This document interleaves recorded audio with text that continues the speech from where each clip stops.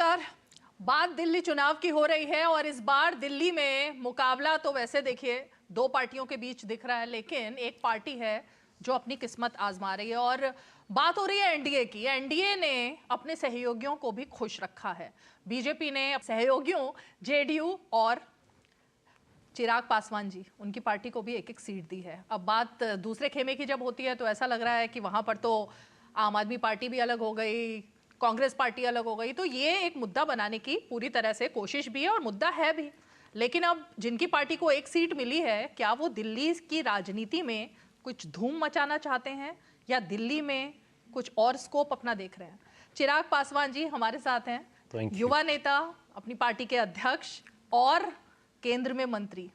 लेकिन पहले तो बहुत बहुत स्वागत है चिराग जी, थैंक यू सो मच। आप हमारे शो में आए। Thank you. शॉल पहन कर आए आज आप? यही पहनता लेकिन चर्चा तो आपकी जैकेट की हो रही है आजकल। हाँ, ये चर्चा मैंने भी सुनी मेरी जैकेट की।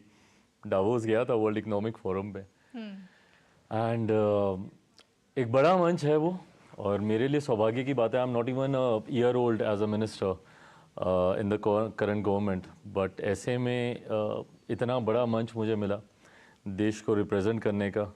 खुशी है मुझे कि देश को रिप्रेजेंट करते करते फूड प्रोसेसिंग सेक्टर से जुड़े भी कई विषयों पर वहाँ पे चर्चा हुई, कई इन्वेस्टमेंट्स की अनाउंसमेंट हुई।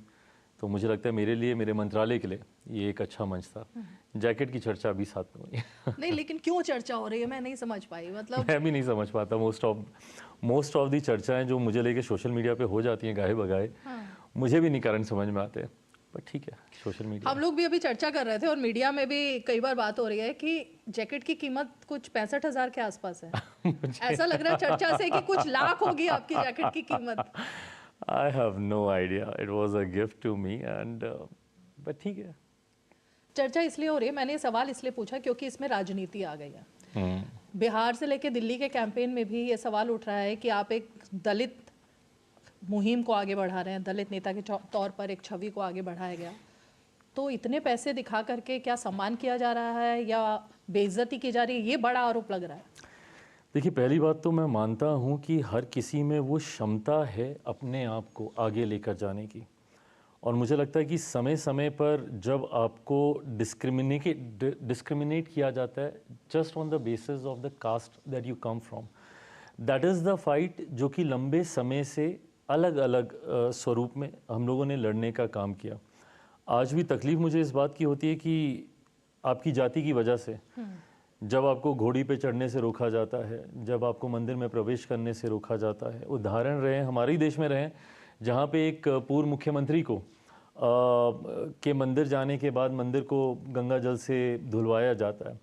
तो आज भी आज़ादी के 75 साल के बाद जहाँ हम लोग नए कीर्तिमान स्थापित कर रहे हैं, देश 2047 तक एक विकसित देश बनने की ओर अग्रसर हो रहा है, वहाँ पर ये सारी बातें होती हैं कि इस जाति से तो ये जैकेट, जाति कपड़े, ये मुझे नहीं लगता कि मैटर ऑफ डिस्कशन होना चाहिए।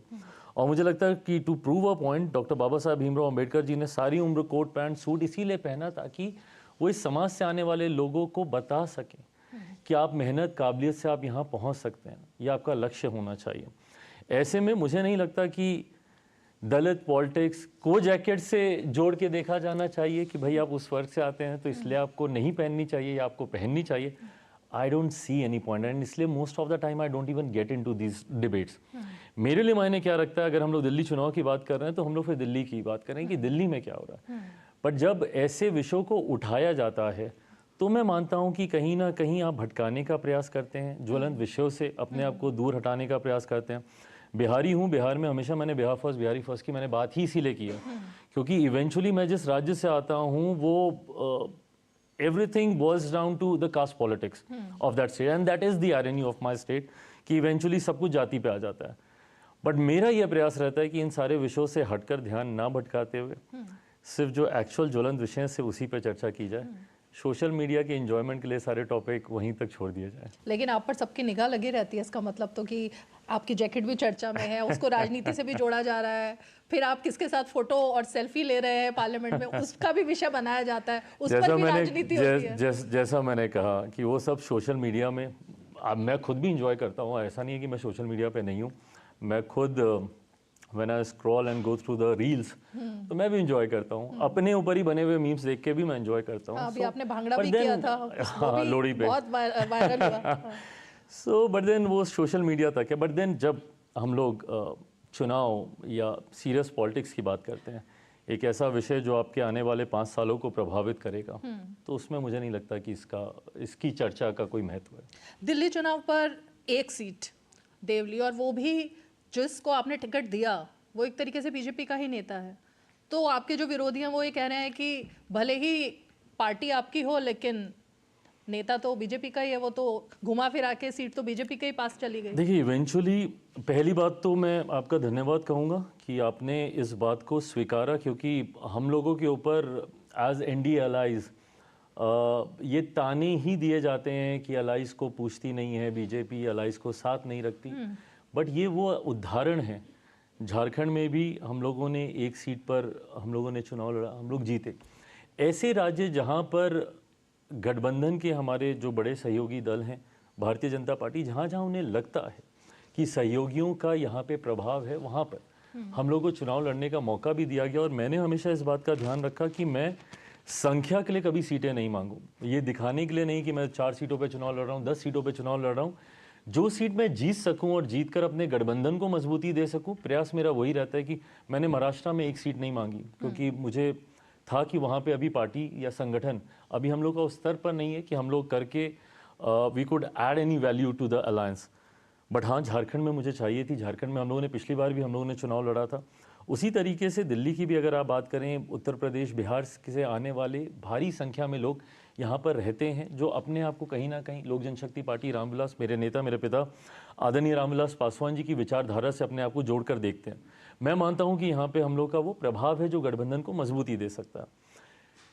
कौन सी सीट हम लोग को जो हम लोग जीत सकते हैं उसको शॉर्टलिस्ट किया गया, एंड ऐसी 5-6 सीटें थी जो गठबंधन के सामने प्रस्ताव के तौर पर मैंने रखी कि इनमें से कोई एक सीट, मैंने कोई 4 सीट, 5 सीट, 2 सीट के मैंने दावे नहीं किए, क्योंकि मैं मानता हूं कि जब आप गठबंधन में होते हैं, सहयोगियों को भी आपको अकोमोडेट करना। जनता दल यूनाइटेड भी चुनाव लड़ रही है, तो मैंने इन सीटों का मैंने प्रस्ताव रखा था। उसमें से जो सीट मेरे खाते में आई, देवली की वो सीट थी। और जिस व्यक्ति का आप जिक्र कर रहे हैं, दीपक तंवर वहाँ से चुनाव लड़ रहे हैं।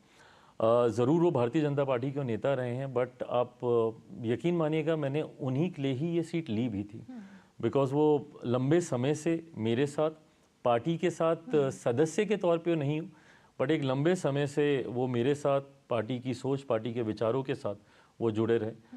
और मैं भी चाहता था कि उनको एक मौका ज़रूर मिलना चाहिए। पिछली बार भी उन्होंने प्रयास किया, नहीं लड़ पाए, बट मुझे उम्मीद है कि इस बार ना सिर्फ वो लड़ेंगे बल्कि जीतेंगे भी।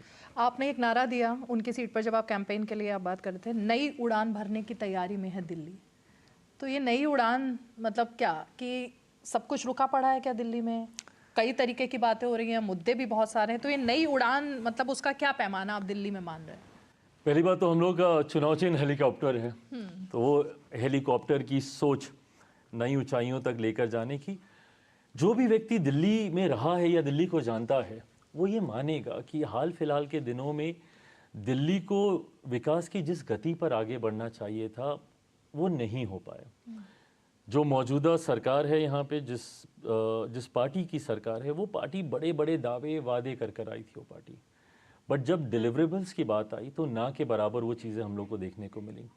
सिर्फ फ्री की घोषणा करना, अनाउंसमेंट्स करना और इंफ्रास्ट्रक्चर पे काम नहीं करना, मैं कतई इस बात का मैं पक्षधर नहीं हूँ। और ये वो लोग हैं जिन्होंने इन्हीं सारी चीज़ों के वादे करते हुए, और वो तो खुद ही आज हर मन से बोल रहे हैं, पूर्व मुख्यमंत्री दिल्ली के केजरीवाल जी हर मन से बोल रहे हैं कि मैंने वादा किया था कि मैं दिल्ली की सड़कों को ऐसा बना दूंगा, मैं नहीं कर पाया, मैं यमुना साफ कर दूंगा, मैं नहीं कर पाया। वो तो खुद ही मान ही रहे इन सारी बातों को कि उनसे ये बातें नहीं हो पाई। तो जब आप खुद ही इस बात को स्वीकार कर रहे हैं, तो अगले 5 साल, पिछले 5 साल तो बर्बाद किए ना हम लोगों ने आप पे ये भरोसा करके, तो क्या विश्वास है कि आप अगले 5 साल फिर हमारे बर्बाद नहीं करेंगे? और ये एक ऐसी पार्टी है, ऐसा नहीं कि इससे पहले विपक्षी और कोई सरकार नहीं रही, कांग्रेस की भी सरकारों को हम लोगों ने देखा, बट जिस तरीके से इन्होंने निरंतरता में एक कन्फ्रंट्रेशन का माहौल बना के रखा, एलजी काम नहीं करने देते, दिल्ली सरकार काम नहीं करने देती, तो माइट एज वेल फिर ऐसी पार्टी आ जाए जो जिसको काम करने दिया जा सके। अगर आपको यही शिकायत है, कल को आप दोबारा चुन के आएंगे, फिर आप यही करेंगे, एलजी काम नहीं करने दे रहे, केंद्र की सरकार काम नहीं करने दे रही, तो क्यों नहीं फिर दिल्ली के लोग भारतीय जनता पार्टी के नेतृत्व वाली ही सरकार को चुन ले, जो कम से कम एलजी का भी सपोर्ट मिल जाएगा और केंद्र सरकार का भी मिल जाएगा। ये जो फ्री की आपने बात की कि ये सिर्फ आम आदमी पार्टी तो नहीं कर रही, इस बार तो बीजेपी का भी पूरा जो संकल्प पत्र है तीनों, उसमें फ्री बीज की घोषणाएं बहुत सारी हैं, कांग्रेस पार्टी भी कर रही है। तो या तो ये होड़ में हो रहा है या लोगों को लग रहा है कि अब जनता वही चाहती है, फ्री बीज की सरकार, और इसीलिए सब फॉलो कर रहे हैं। मैं इस सोच के मैं कतई खिलाफ नहीं हूँ, और मैं इसको कतई मैं फ्रीबीज भी नहीं मानता। ये टैक्स पेयर्स का ही पैसा है भाई, हम लोग अगर टैक्स दे रहे हैं तो हम सुविधाओं की उम्मीद भी रखेंगे। मैं तो बल्कि चाहता हूँ कि एक दिन ऐसा आना चाहिए जब एजुकेशन पूरी तरीके से फ्री हो जाए देश भर में, और कई ऐसे देश हैं जहाँ पे उदाहरण के तौर पर ये चीज़ें देखने को मिलती हैं, जहाँ पे आपकी प्राइमरी एजुकेशन पूरी तरीके से फ्री होती है, आपकी हेल्थ फैसिलिटीज़ पूरी तरीके से फ्री होती हैं। मैं चाहता हूँ कि हम लोग जब विकसित देश की ओर हम लोग अग्रसर हो रहे हैं, तो टैक्स पेयर जो पैसा दे रहा है वो इवेंचुअली सोशल वेलफेयर की जितनी भी स्कीम्स हैं उसको मजबूत करने के लिए इस्तेमाल किया जाए। मैं मानता हूं कि अभी डेवलपिंग स्टेज पे हैं तो बहुत सारा पैसा अभी इंफ्रास्ट्रक्चर पे इस्तेमाल होता है, उसमें से अगर हम लोग बचा पा रहे हैं तो ज़रूर सरकारें अपनी तरफ से जितनी ये सहूलियत दे सकती हैं देती हैं। बट मैं उस इंफ्रास्ट्रक्चर की मैं बात कर रहा हूँ। आप फ्रीबीज दें, बट आपने फ्रीबीज के अलावा आपने क्या किया? आपने दिल्ली में जिस तरीके से इंफ्रास्ट्रक्चर खड़ा होना चाहिए, आप जिन झुग्गियों की बात करते हैं, आप जिन स्लम्स की बात करते हैं, वहाँ पर आपने बुनियादी ज़रूरतों को मजबूत करने के लिए आपने क्या किया? सवाल उस पर है। चिराग जी, आपको क्या लगता है कि दिल्ली में असली मुद्दों की बात हो रही है क्या? क्योंकि शुरुआत हुई पूर्वांचलियों के अपमान से, वो इतना बड़ा मुद्दा बनाया गया। अब 2 दिन पहले से दलितों का, अंबेडकर जी का अपमान, ये मुद्दा बना हुआ है। तो क्या अब ये अपमान वर्सेस सम्मान की राजनीति, इसी पर वोट मांग रहे हैं? देखिए, मैं पुनः दोहराऊंगा कि मैं मानता हूं कि चुनाव ज्वलंत विषयों पर ही लड़े जाना चाहिए, जहां पे आपका एजुकेशन, हेल्थ, इंफ्रास्ट्रक्चर, ये तमाम विषय हैं, इसके ऊपर ही चुनाव केंद्रित होना चाहिए। But at the same time ये सारे विषय को भी आप इग्नोर नहीं कर सकते। जब प्रदेश के पूर्व मुख्यमंत्री, जिनकी पार्टी की सरकार है, जब वो बिहार और उत्तर प्रदेश के लोगों को, मैं बिहारी हूँ, चुभती है ये बात। जब आप बोलते हैं कि ये लोग आके फर्जी वोट बनाते हैं यहाँ पर, आप नहीं बोल सकते। और आप पूरे एक प्रदेश को और उस प्रदेश से आने वाले हर एक व्यक्ति पर आप ये तोहमत लगाते हैं। जब आप बोलते हैं कि यूपी बिहार के लोग आकर यहाँ पे फर्जी वोटर आईडी बनाकर चुनाव हरवाने का प्रयास कर रहे हैं, आप ये तोहमत लगाते हैं। तो ऐसे में इस बात को भी कतई इग्नोर नहीं किया जा सकता। ये सारी बातें जब होती हैं ना, तो आपकी मानसिकता को दर्शाता है। बैक इन योर माइंड आप यही सोच रहे हैं ना, आपकी सोच यूपी बिहार के लोगों को लेकर यही है। नहीं, मतलब आपको लगता है ऐसी है सोच? अगर नहीं होती तो इतना पॉइंट ब्लैंकली जब आप सडनली कुछ बोल देते हैं ना, तो वो आपका सबकॉन्शियस माइंड की वो सोच होती है। तो मतलब आपके दिमाग में तो चल ही रहा था कि अरे यही आते हैं यूपी बिहार वाले, आके ये कर देते हैं, वो कर देते हैं। ये गलत है। बाबा साहब का आपने जिक्र किया, ये उस सोच को दर्शाता है कि जब आप करते कुछ हैं, कहते कुछ हैं, बट सोचते कुछ और है। यूपी बिहार, लेकिन सिर्फ अरविंद केजरीवाल तो नहीं, यूपी बिहार को लेकर हमेशा राजनीति क्यों चलती है? उनके लोगों को लेकर कभी राहुल गांधी लपेटे में आ जाते हैं कि उन्होंने बोला कि वहाँ के लोगों का तो आईक्यू लेवल इतना नहीं है राजनीति का, जब वो केरला जाते हैं। फिर कभी अरविंद केजरीवाल लपेटे में आ जाते हैं। आपको लगता है वाकई में अपमान करने की कोशिश है या एक माइंडसेट बन चुका है ऐसा?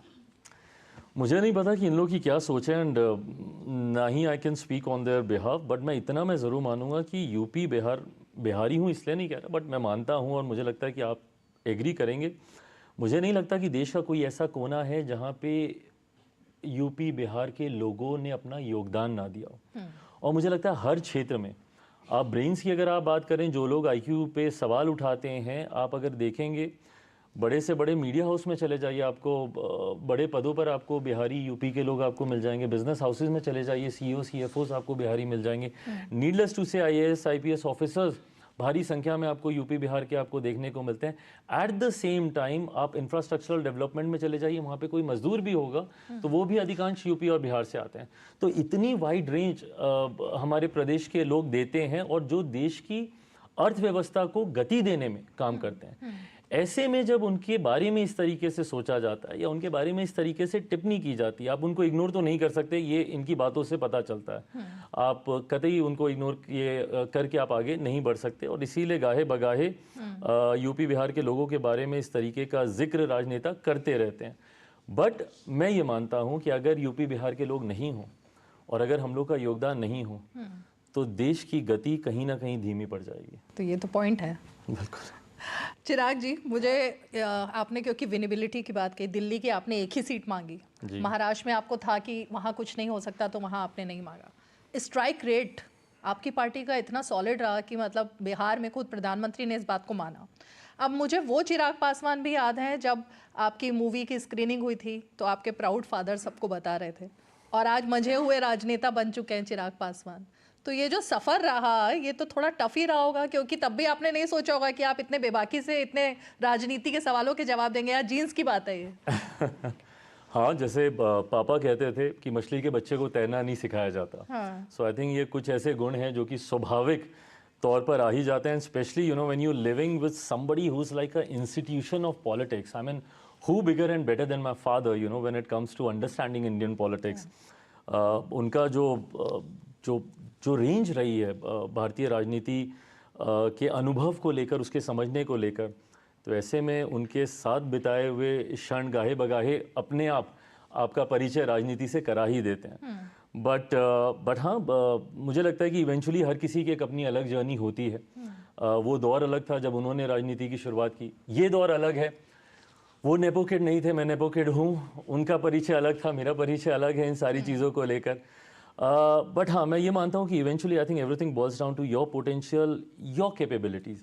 आप में काबिलियत होती है तो आप आगे बढ़ते हैं, अगर आप में काबिलियत नहीं होती, उदाहरण रहे कि बड़े बड़े हैवी वेट सरनेम वाले बच्चे भी कुछ नहीं कर पाए क्योंकि उनमें काबिलियत नहीं थी।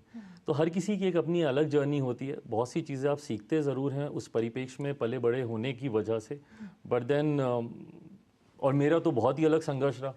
नेपो किड मुझे कहा ज़रूर जाता है, बट देन जिस पार्टी को मेरे पिता ने खून पसीने से सींचा वो पार्टी तक मुझसे छीन ली गई, मुझे मेरी पार्टी से निकाल के बाहर फेंक दिया गया था। तो वो मेरा स्ट्रगल अलग रहा, definitely nothing compare to my father's. तो आप बॉलीवुड को मिस नहीं करते? आप बिल्कुल? मैं कतई नहीं मिस करता। बिल्कुल नहीं। किसी चीज़ को मिस करने के लिए उस जगह पे होना ज़रूरी है। I was hardly there, I was rejected day one out of Bollywood, so उसमें मिस करने वाली कोई बात ही नहीं है। चाचा जी की आपने बात की, आपकी पार्टी छीन ली गई, अभी बिहार का चुनाव भी आने वाला है, सिर पर है, बहुत बातें चल रही हैं। ऐसा भी चल रहा है कि अब महागठबंधन की निगाहें भी आप दोनों पर लगी हैं, कौन किसकी तरफ आएगा। चल क्या रहा है, मतलब सबकी निगाहें लगी हैं कि चुनाव से पहले, क्योंकि इतिहास या तो कह सकते हैं इसको कि चुनाव से पहले हमेशा आपकी पार्टी कभी किसी के साथ होती थी, कभी किसी के साथ, तो इस बार भी अटकलें लग रही हैं? नहीं, कोई अटकलें नहीं लग रही हैं। मैं इस बात को मैं पूरी तरीके से मैं स्पष्ट कर दूं, मेरा विश्वास मेरे प्रधानमंत्री आदरणीय नरेंद्र मोदी जी पर अटूट है। कारण मेरा एनडीए का हिस्सा बनने का सिर्फ और सिर्फ मेरे प्रधानमंत्री रहे। 2014 में जब हमारी पार्टी ने, मेरे नेता ने ये फैसला लिया कि हम लोग एनडीए का हिस्सा बनेंगे, I think it's like an open secret, everybody knows this, कि मैं उसको लेकर काफ़ी पुशी था। And within the party also, papa didn't want to change the alliance, he was very comfortable with UPA, and but then मैं चाहता था कि हम लोग एनडीए के साथ जाएं, और उसका एकमात्र कारण मेरे प्रधानमंत्री रहे। ऐसे में इस बात को मैंने ऑन रिकॉर्ड कैटेगोरिकली कई बार मैंने कहा है, और मैं पुनः मैं उस बात को दोहराता हूं कि जब तक मेरे प्रधानमंत्री हैं मैं एनडीए से कहीं नहीं जा रहा। बाहर जाते हैं विदेश में तो कोई सवाल करता है लोकतंत्र भारत में खतरे में है या नहीं है? कोई नहीं करता। ये हमारे यहाँ कुछ मुट्ठी भर तथाकथित विपक्षी दल और उनके नेता हैं जिनके पास कोई मुद्दा नहीं मिलता तो वो इस तरीके के मुद्दे को बनाते हैं। लोकसभा का चुनाव ही आप देख लीजिए, यही सब विषय उठाए गए थे। आरक्षण समाप्त कर दिया जाएगा, कॉन्स्टिट्यूशन ख़त्म कर दिया जाएगा, लोकतंत्र की हत्या कर दी जाएगी। आज 6-7 महीने हो गए इस सरकार को बने हुए, और तीसरी बार मेरे प्रधानमंत्री जी को देश के प्रधानमंत्री पद की शपथ लिए हुए। मुझे बताएं, ये तमाम विपक्षी दल जो कि उस वक्त लोकसभा चुनाव में हर मंच पर खड़े होके फॉल्स नैरेटिव सेट करने का प्रयास कर रहे थे और चिल्ला चिल्लाकर हम हर मन से कह रहे थे कि अगर तीसरी बार प्रधानमंत्री नरेंद्र मोदी देश के प्रधानमंत्री बने तो आरक्षण समाप्त कर दिया जाएगा। बताएं मुझे किसका आरक्षण छीन लिया गया? बताएं यही विपक्ष के तमाम नेता कि कौन से संविधान की हत्या कर दी गई या कहाँ का लोकतंत्र खत्म कर दिया गया। ये लोग फॉल्स नैरेटिव सेट करते हैं बिकॉज इनको पता है कि इनके पास कुछ है नहीं इस सरकार के खिलाफ बोलने के लिए, और अगर इस सरकार पे सवाल खड़े करेंगे तो आप बाकी की उंगलियां आपके ऊपर भी उठेंगी। आज जब राहुल जी गरीबी की बात करते हैं, कल परसों उनकी कोई तो मैं रील वीडियो देख रहा था जहाँ पे उनको बड़ी चिंता थी कि लोग क्यों सड़क पर सोए हुए हैं। गरीबी हटाओ का नारा आप ही की पार्टी के नेता ने, जो कि आपके परिवार में जाकर उन्होंने वीडियो उन्हीं के द्वारा दिया गया था। आज कम से कम धीरे ही सही बट देश आर्थिक तौर पर उस मजबूती पर पहुंच रहा है। जब मैं ऐसे ग्लोबल प्लेटफॉर्म पे जाता हूं मुझे गर्व होता है कि भाई भारत आज दुनिया की 5वीं सबसे बड़ी अर्थव्यवस्था बन चुका है। अगले साल जब तक हम लोग लोकसभा चुनाव में जाएंगे भारत दुनिया की 3री सबसे बड़ी अर्थव्यवस्था बन गया होगा। और ये इन दशकों में हुआ, इस पिछले 1 दशक में हुआ। ऐसा नहीं है कि भाई वो लंबे समय तक चलता आ रहा था। दहाई के आंकड़े के पार थे हम लोग, 11वें 12वें नंबर पे थे हम लोग। इन 10 सालों में हम लोग 5वें और 5वें से 3रे पर। तो ये भारत की मजबूती को दर्शाता है जो उस सोच से आती है जिसको प्रधानमंत्री जिसका नेतृत्व करता है। आपने राहुल गांधी का जिक्र किया, आप भी इतने समय से सांसद रह चुके हैं और हैं। राहुल गांधी भी आपके साथ लगभग टकराते ही रहते होंगे आपको जब जाते होंगे गलियारों में, तो क्या उनके बारे में विजन है आपका, राहुल गांधी के बारे में? यही तो नहीं समझ में आता कि क्या विजन है उनका, बट मेरे पड़ोसी भी रहे काफ़ी समय तक। हाँ, एग्जैक्टली।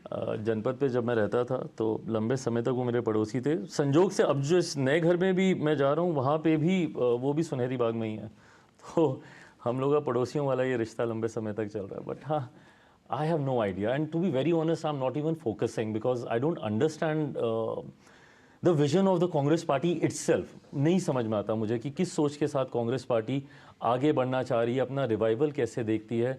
जो पार्टी 3 डिजिट में नहीं पहुंच पाई वो जश्न मनाती है और दूसरों के ऊपर उंगली उठाती है।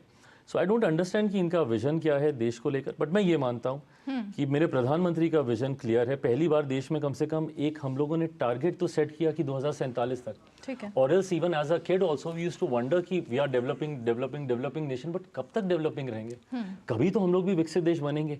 ये लक्ष्य, ये टारगेट्स सेट जिसने किया, मेरा ध्यान उस तरफ केंद्रित। तो क्या होने वाला है चुनाव में बिहार में, क्या लग रहा है? मैं इतना मैं जरूर मानता हूँ कि एनडीए जो मौजूदा परिस्थिति में बिहार में है, जहाँ पे 5 दलों का ये गठबंधन है, जिसमें of course Bharatiya Janata party है, जनता दल यूनाइटेड है, हम लोग की पार्टी लोक जनशक्ति पार्टी रामविलास है, हिंदुस्तानी अवाम मोर्चा मांझी जी की पार्टी और उपेंद्र कुशवाहा जी की पार्टी। ये 5 दलों का ये गठबंधन है एंड आई फॉर्मली बिलीव कि एक एब्सोल्युटली विनिंग कॉम्बिनेशन है। और इसका उदाहरण हम लोगों ने प्रमाणित भी इसको किया। अभी पीछे 4 सीटों पर उपचुनाव हुए थे और उन 4 सीटों पर 100% स्ट्राइक रेट एनडीए के प्रत्याशियों का रहा। सारे प्रत्याशी हमारे 4 सीटों पर जीते। मैं उसको ज़्यादा महत्वपूर्ण इसलिए मानता हूँ क्योंकि जो भी बिहार की राजनीति को समझता है वो ये जानेगा कि उसमें से 1-2 ऐसी सीटें थी जो कि विपक्ष जिसको अपना गढ़ मानता था, जिसपे अपना मानते थे कि ये सीट हम लोग के हाथ से कभी जा नहीं सकती। फॉर एग्जांपल बेलागंज की वो सीट है जहाँ पे जो लोग जातीयता और सांप्रदायिकता की राजनीति करते हैं, जो अपने M22 समीकरण की बात करते हैं, तो उनको उस M22 समीकरण पे इतना ज़्यादा भरोसा था कि उनको था कि ये सीट हम लोग नहीं हार सकते। बट वो सीट भी हम लोग का गठबंधन जीता। सो ऐसी कई सीटें इस उपचुनाव में रही। तरारी की एक और सीट है। तो इन सीटों ने हम लोग के विश्वास को बढ़ाया है कि ये इतना विनिंग कॉम्बिनेशन है, हम 5 दलों का गठबंधन, कि बिहार विधानसभा चुनाव परिणामों में 225 सीटें हम लोग पार करेंगे। ये मैं मानता हूँ। चलते चलते अंत में चिराग जी, ये मेरा सवाल नहीं है, सोशल मीडिया पर मैंने डाला, जैसे आपने कहा आप रील्स भी बहुत देखते हैं, सोशल मीडिया पर इतने एक्टिव हैं, आपको अच्छा लगता है ये सब देखना। मैंने उनसे पूछा कि आज चिराग जी का इंटरव्यू करना है तो क्या पूछे, तो 80% लोगों ने ये भी पूछा है कि आप शादी कब कर रहे हैं। अरे प्रभु, ये सवाल जरूर पूछा कि ये कहा, ये सवाल जरूर पूछेगा चिराग जी से, हम सब जानना चाहते हैं। कोई नहीं जानना चाहता except my mother. I don't think anybody wants to know the answer of this question. Seriously? क्योंकि राहुल गांधी से भी ये सवाल बार बार पूछा जाता है, तो आप भी एलिजिबल बैचलर है, युवा नेता है, तो सब जानना चाहते हैं आपकी लाइफ के बारे 8 तारीख को दिल्ली में एनडीए सरकार बनाने जा रही है, भाजपा के नेतृत्व की सरकार बनने जा रही है, ये जवाब मेरे पास जरूर है। ठीक है, बहुत बहुत शुक्रिया चिराग पासवान जी, आपने इतनी बेबाक तरीके से बात की, हर सवाल का जवाब दिया। बेस्ट ऑफ लक दिल्ली के लिए, आपकी एक सीट। Thank you. उम्मीद है दिल्ली नए तरीके से इस बार सोचेगी और जिसको भी ठीक लगेगा वो वोट देगा। बहुत बहुत शुक्रिया चिराग। Thank you.